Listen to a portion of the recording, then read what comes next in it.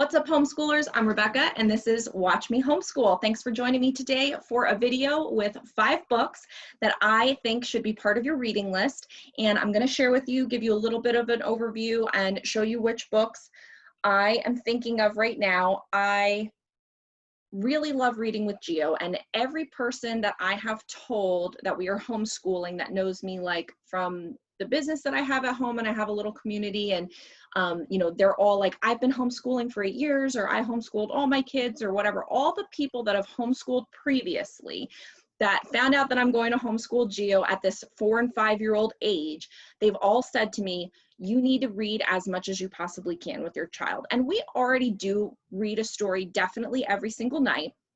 We did a summer reading challenge where I set up a chart, it's in his room, where we put a sticker and there's 100 slots, and we did a 100-book challenge. We have 3 left and then we're done with our challenge. So that means we read 100 books over the summer. And, you know, I think he's into it. I know that he enjoys reading with me. Sometimes he's good at sitting still. Sometimes he just wants to listen to me read. Sometimes he reads with me, and the sight words that he does know, we point out, you know, word by word. And so he will read the words that he knows, and then I'll read the other words. So we do a combination of how we read. Sometimes it's during the day, sometimes it's part of, you know, our mommy school, and sometimes it's just the normal bedtime story that we do every night. So I am constantly looking for new books, and one of my big pet peeves is that sometimes kids' books suck. I know that sounds terrible, but sometimes they suck. Like, we've gotten some as presents, or I've purchased a few online, and I'm like, I'm not doing that again. Like, I'm not going to just purchase a book sight unseen, because sometimes they are terrible and not worth $8, $6, $7, like not worth it. So what I've been doing recently is, one, trying not to keep a lot of books. I posted on Instagram like his bookshelf, and I'm like, I really want to declutter this. I don't want to keep a lot of these books. At the same time, I'm entering homeschooling. Who am I kidding? I need all the books I can get. So part of me wants to keep just a revolving set of books. Like, ones we get from the library, then we give them back. Some we purchase, you know, in a very inexpensive way. Like, I just went to the local buy-sell store for kids, and I got all these for 15 cents. I just did a haul video with them. So like, if you spend 15 cents on a book, or you buy a lot on Facebook Marketplace or something, and you're paying 20 cents a book or 50 cents a book, then that's not so bad, because you can always donate them after. You could resell them, you can give them to somebody else. So I don't feel so bad about having those come and go. But when I spend a good amount of money on a book, I don't want to just give it away, and I don't want to just sell it for $1, especially if I thought I got taken by buying that book. So I try to have a plan, research lists of books. And so what I thought I would do is, since I'm doing the research anyway, I could do a video about it and share it with you. And then maybe that would save you some time, and you don't have to do all the research. So I'm kind of going to do them in, like, it'll be a running series, and I'll just show some books, talk about them real quick, and do these videos every so often. So I'm going to do 5 today. Maybe some will be less, some will be more, maybe 5 is a good number. I don't know. But 2 of these we had already, so I'll share those. And then 3 of that, like, so these are part of our library that we're keeping. And then 3 I got out of the library because I thought, I researched a list, I found a good list of books, let me get them out of the library, see if I like them. If it's something I want to read again, maybe I'll purchase it. If it's one that I don't want to read again, I'll send it back to the library. Or at least I know it's a good book, and should I happen to see it cheap somewhere, then I know I could pick it up cheap. So there's a couple different options. All of these books will be linked down below if you're someone that wants to buy it as a gift for someone, or wants to get some Christmas books or something like that. Or you just want to buy the book, like, that's fine. Because like I said, I'm doing this so I can share with you that these I feel like are good books. So one, I'll start off, you may know.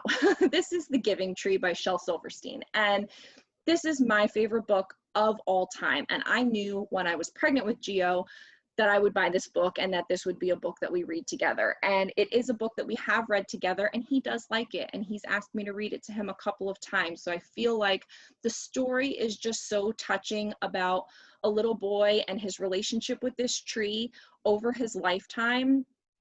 It's a classic book.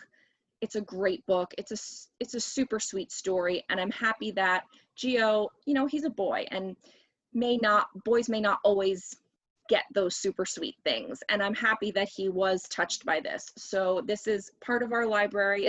I bought this specifically knowing that this was going to be part of our library, and I highly recommend it. It's a great gift book for someone who's newly pregnant, or just had a baby, or, you know, a baby of any age or a kid of any age. It's just a great book. Next up is God Bless You and Good Night. This we got as a gift when Gio was a baby. And, you know, in those sleep deprived nights, you read things and you're like, I don't even know what's going on. And so rhyming and easy words and things that you could read kind of in the dark help, because I try to keep it dim in there when it's story time. So books that are hard to read when it's dim, I tend to go away from, because I like to keep it dim, but yet still be able to read a story so that we can kind of like lull into nighttime. And God Bless You and Good Night is just a great, great book.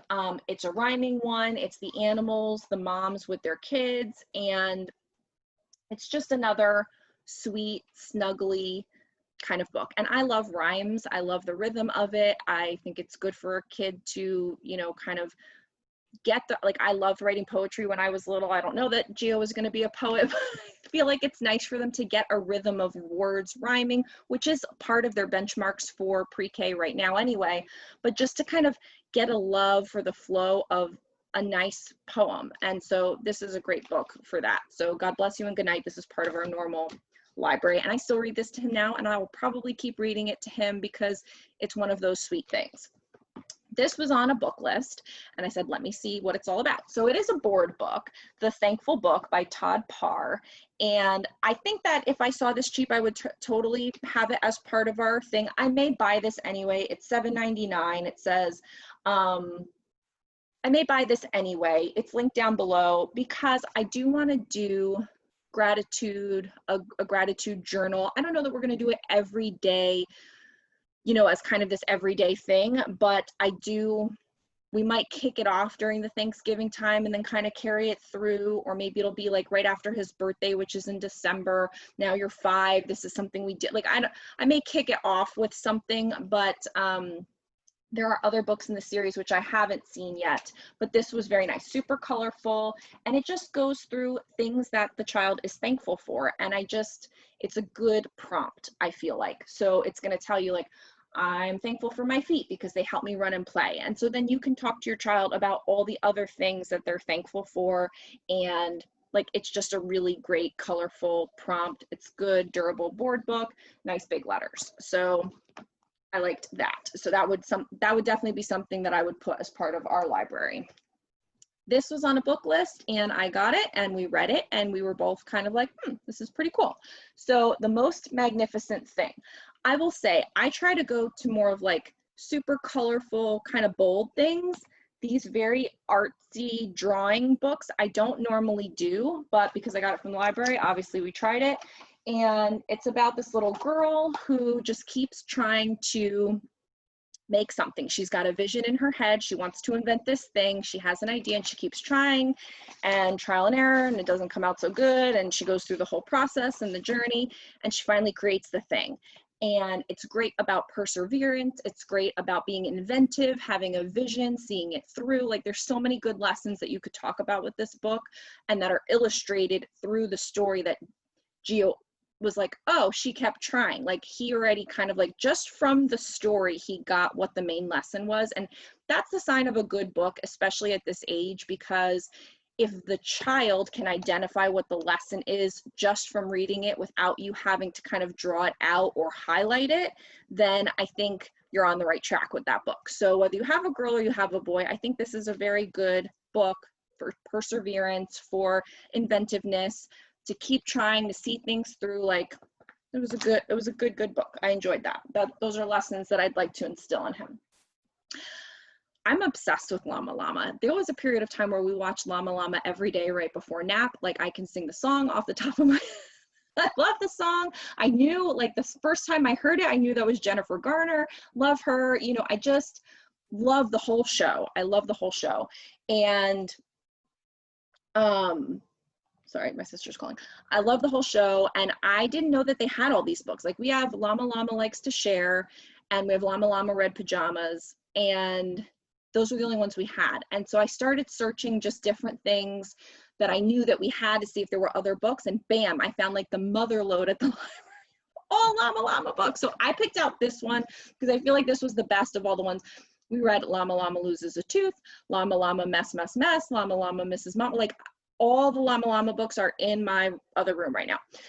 So, but this I think was the best one out of this bunch. So it's Llama Llama Loves to Read. And I just thought, because we're getting into school right now, because we are doing our sight words, doing the alphabet, learning to read, all of that, like it goes through a lot of it, and his process with learning how to write his name and what do the letters say, and like just really highlights on a lot of the behaviors and things that you are probably doing with your child to learn to read. And so if they identify with Llama Llama, if they're like, oh, Llama Llama's doing this too with his mama, or at school, this is what I should be doing. Like it's one of those things where it just presents that modeling behavior. And I don't even know if that's the right word. I say modeling behavior, and I say like positive, what is it?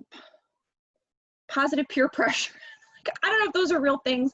I'm not a teacher or a psychologist or any of it, but that's what I call it, like where it presents an area where it's something that you want them to model after, and it's something that you want them to feel peer pressure to do. Like if Llama Llama is doing it, I should be doing it. And while I don't want peer pressure to be something that persuades him in the future for something bad, when it's a good behavior, I like for it to rub off. So Llama Llama Loves to Read, I felt like this was worthwhile of a book. And this is one of those books where it's substantial enough for this age where it's not just a simple board book, but it's not too long where you're like trying to read it for bedtime. You're like, I'm ready to go lay down and have my glass of wine right now. I don't want to be reading like a 40-page book. So that tells you what's going on over here after bedtime. No, I have one glass of wine after he goes to bed. But so those are the 5 books. Again, The Thankful Book, God Bless You and Good Night, The Giving Tree, The Most Magnificent Thing, and Llama Llama Loves to Read. I think these are all great additions to your library, whether you want to buy them and make them a permanent part of your library, whether you can purchase them cheaply and then cycle them through in some way, or whether you get them out of the library. We have a great library where I can order them online, they ship them to my house, and then all I have to do is drop them off in the book box at the library to return them.